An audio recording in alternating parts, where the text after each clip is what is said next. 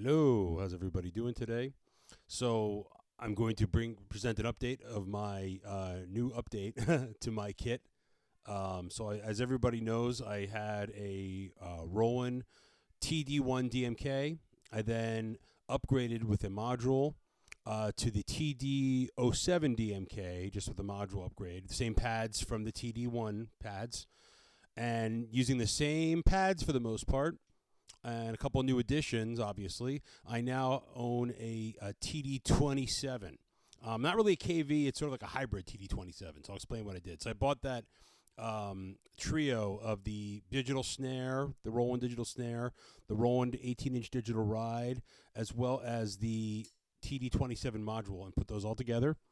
And what's great about Roland products that I've learned, and I think it's the same with any of the similar drum products. So if you went and got Yamaha, it would be the same thing.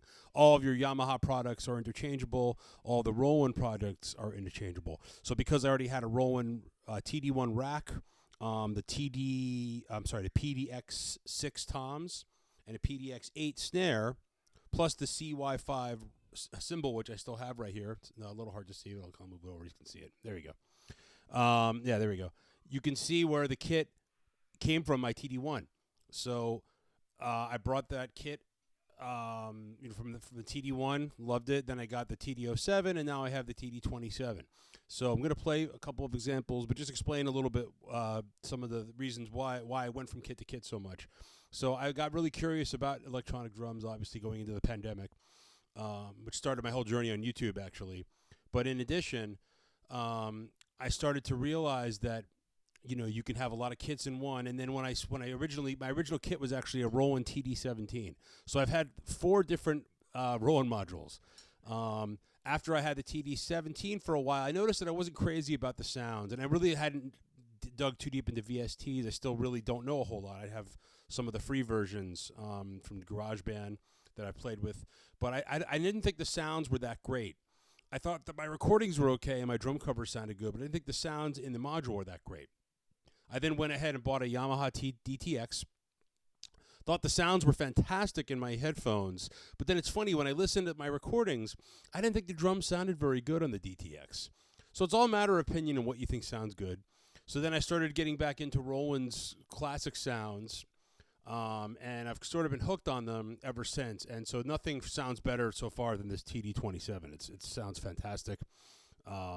Very glad I made the change back to Roland. Nothing bad to say about the Yamaha kit. I had it for a long time. Just wanted to go back to playing the Rolands. So I'm going to play a couple of my custom kits for you, and you could take a listen and see what you can do. I'll also show you some of the features of the kit real quick. We have the 18-inch ride cymbal, which is really super, super cool. Got the 3 zones, obviously.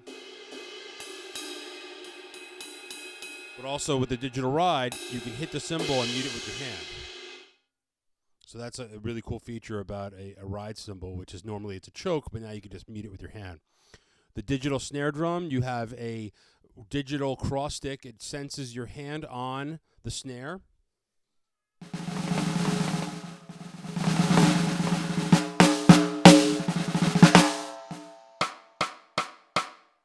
That's just from touching it. You don't have to click any buttons in the module. Okay, you get that sound. Okay.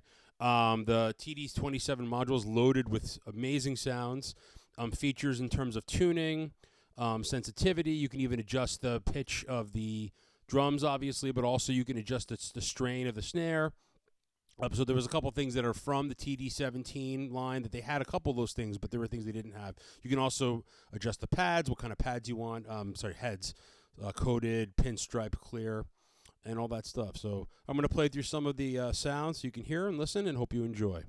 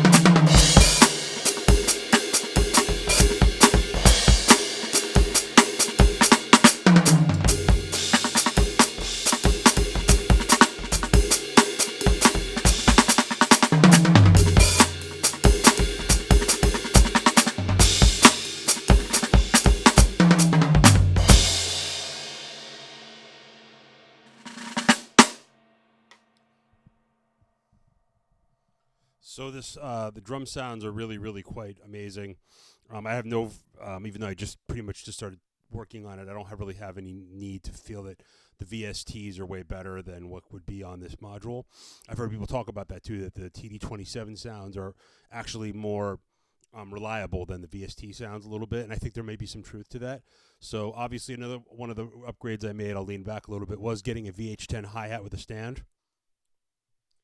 And I've noticed that it was great having a hi-hat controller pedal with the TD27 DMK.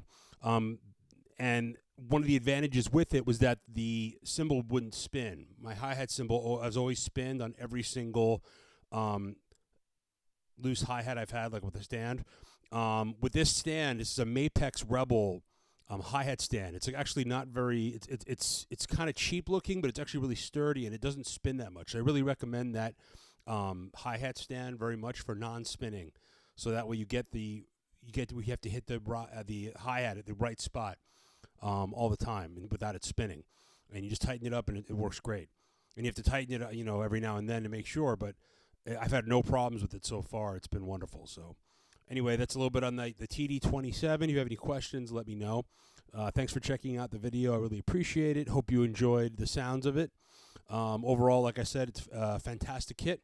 Even using some of the old cymbals from the TD1, they work great with it. This is the CY5. You see it's a tiny little cymbal. This is my other CY13. And, I could put, I have the sound set up with it. And there's lots of extra inputs for other drums and stuff like that and other things you want to add to your kit. So overall, a great purchase. Very glad I did it. It's worth the money. I know it's expensive, but if you want to really, really upgrade your stuff, I think this is how I would do it. So thanks again. Take care. Thanks for watching.